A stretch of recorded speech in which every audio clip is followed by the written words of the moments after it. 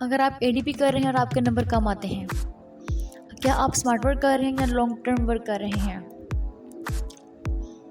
बिस्मिल्लाहिर्रहमानिर्रहीम, अस्सलाम वालेकुम, welcome to the new video. And इस उम्मीद के साथ कि आप सब लोग बिल्कुल ठीक होंगे और एक अच्छी और एक खुश खुरम ज़िंदगी को एंजॉय कर रहे होंगे। तमाम स्टूडेंट्स जो पेपर की तैयारी कर रहे हैं, best of luck to all of you. And उसके साथ हम डिस्कस करेंगे आज का हमारा मेन टॉपिक ये है कि एडीपी में नंबर कम क्यों आते हैं, नंबर कम आने की मेन वजह क्या है, और इसके अलावा क्या आप लोग स्मार्ट वर्क करते हैं या आप लॉन्ग टर्म वर्क कर रहे हैं। Let's start the video. पहली बात, एडीपी में नंबर कम क्यों आते हैं। नंबर कम आने की सबसे पहली सबसे अहम वजह कौन सी है, वो यही है यूनिवर्सिटी का पेपर पैटर्न सिस्टम के एग्जामिनेशन सिस्टम हमारा बहुत ख़राब है, बहुत मादरत के साथ, लेकिन हमारा सिस्टम वाकई ही बहुत ख़राब है। इस चीज़ को एक्सेप्ट हमें अब कर लेना चाहिए।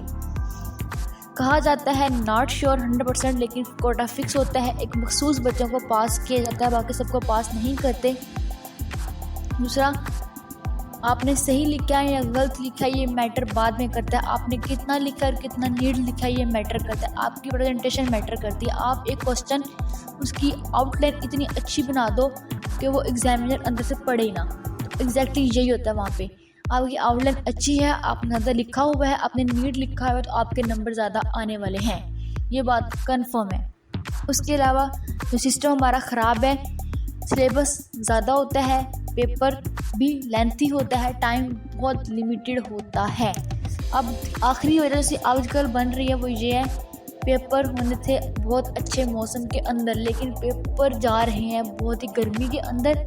और एक गर्मी के मौसम के अंदर पेपर देना, और वो भी जब एक प्राइवेट सेक्टर के बच्चों को जब भेजा जाता है ना गवर्नमेंट स्कूल्स के अंदर, वहाँ पे पंखे भी प्रॉपर नहीं होते। तो आपको पता चलता है कि आपको गर्मी में क्या लिखना है, आपके दिमाग की दही बनी होती है उस वक्त, आपको समझ नहीं आता आपने क्या लिखना है। अगर आपको याद भी हो आप वहाँ पे नहीं लिख सकते। तो नंबर कम आने की सबसे मेन वजह यही थी, एग्जामिनेशन सिस्टम बहुत ख़राब है। लेकिन जो बच्चे टॉप करते हैं वो भी हम में से ही होते हैं, जो बच्चे वो भी आप में से ही हैं। आप भी वो बच्चे जो टॉप कर सकते हैं, आप वही बच्चे जो अच्छे नंबर ले सकते हैं। आप भी वही बच्चे हैं जो 240, 250, 260, 270 एंड आल्सो 300 क्रॉस कर सकते हैं। जी हाँ, बिल्कुल वो आप ही बच्चे हैं, वही आप में से ही होते हैं। सिर्फ वजह क्या है, वो स्मार्ट वर्क करते हैं, आपकी तरह लॉन्ग टर्म वर्क नहीं करते। आप खुद को एनालाइज करें, चेक करें क्या आप वाकई लॉन्ग टर्म वर्क करते हैं या आप शॉर्ट टर्म वर्क करते हैं। Smart work short term work करें, लॉन्ग टर्म को दफ़ा करें, उसको छोड़ दें। लॉन्ग टर्म वर्क आपको एडीपी के अंदर नंबर कम आने की वजह बन सकता है। वो नंबर कम आने की मेन वजह ही यही है कि आप लोग चलते हैं लॉन्ग टर्म वर्क के अंदर। स्मार्ट वर्क करें, पूरे चैप्टर को स्मार्ट वर्क कैसे करना है। अब पहला सवाल आपका यही है, स्मार्ट वर्क होता क्या है। स्मार्ट वर्क जब आप थोड़े टाइम के अंदर थोड़ा टाइम स्टडी करके ज़्यादा नॉलेज गेन करें, या चीज़ों को गेन करें। आप एक बात अपने दिमाग में बिठा लें कि अब आप छोटे बच्चे नहीं हैं, आपने लाइन टू लाइन याद नहीं करना, आपने वर्ड टू वर्ड याद नहीं करना। आपका मेंटल लेवल, आपकी IQ लेवल इतना अच्छा होना चाहिए कि काफ़ी चीज़ों को आप खुद से लिख सकें। उसके सबसे पहला काम क्या है कि आप अपने इर्द गिर्द के माहौल को, करंट इश्यूज़ को, हर चीज़ को कवर करें। ये स्मार्ट वर्क है। स्मार्ट वर्क कैसे है, ये आपको ना सिर्फ अभी हेल्प करेगा बल्कि आगे जॉब में भी हेल्प करेगा। इसके अलावा अगर आपको किसी भी जगह पर कोई भी ऐसा आर्टिकल लिखना पड़ जाए, आप इस चीज़ों पर लिख सकते हैं, क्योंकि आपके पास नॉलेज होगा, तो ये आपकी आगे स्टडी में भी हेल्प करेगा। सबसे पहले आपने क्या करना है, करंट इश्यूज़ पे बात करनी सीखनी चाहिए। आपको पता हो कि आपकी दुनिया में जहाँ पे आप रह रहे हैं वहाँ पे क्या हो रहा है, क्योंकि 90% जो क्वेश्चंस होते हैं हमारे पाकिस्तान के और इंग्लिश के, वो इधर से निकलते हैं, करंट से निकलते हैं। तो आपने करंट पे एक अच्छी गिरफ्त रखनी है अपनी। अब आते हैं पेट सब्जेक्ट, यानी कि जैसे Old Man and the Sea, modern ऐसे। उसके अलावा जब आप साइकोलॉजी पढ़ते हैं, कंप्यूटर पढ़ते हैं, टू दी पॉइंट चीज़ें आपको एक पेट सिलेबस मिलते हैं कि आपने एज इट इज़ इसको ऐसे का ऐसा ही करना है। वहाँ पे आप लोगों ने क्या करना है, सबसे पहला काम करें, आप एक पूरा चैप्टर लें। अब आप खुद को एनालाइज करें कि आप एक चैप्टर कैसे याद करते हैं।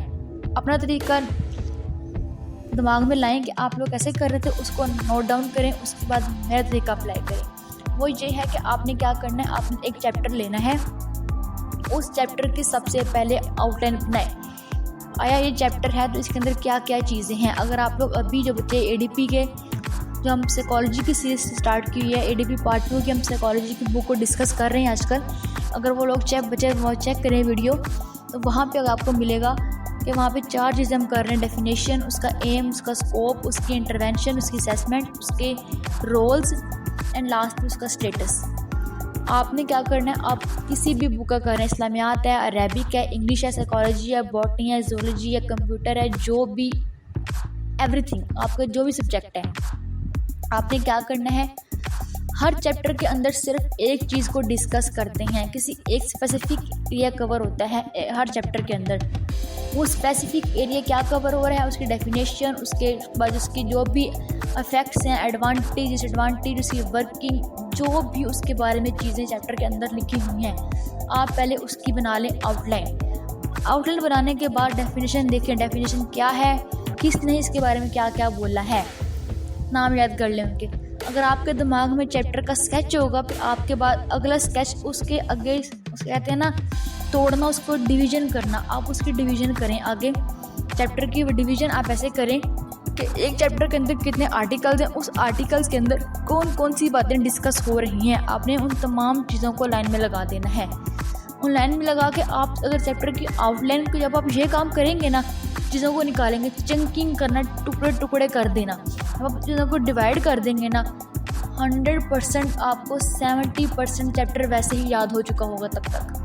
अब आपने क्या करना है, सिर्फ एक दफ़ा पूरा दिमाग देके, वो टाइम जब आपका दिमाग बिल्कुल फ्रेश हो, जब आपका दिमाग काम करता हो, आपके पास डिस्टर्बेंस ना हो, अपना मोबाइल, लैपटॉप, हर चीज़ दूर रखें जो आपको डिस्टर्ब करती हो। उन तमाम चीज़ों को दूर रख के बैठ के चैप्टर खोलें, आउटलाइन सामने रखें, उस आउटलाइन के मुताबिक चीज़ों को ज़ोर से पढ़ें, समझें। अगर आपको ये समझ आ जाती है, उसके बाद आप चैप्टर बंद करें।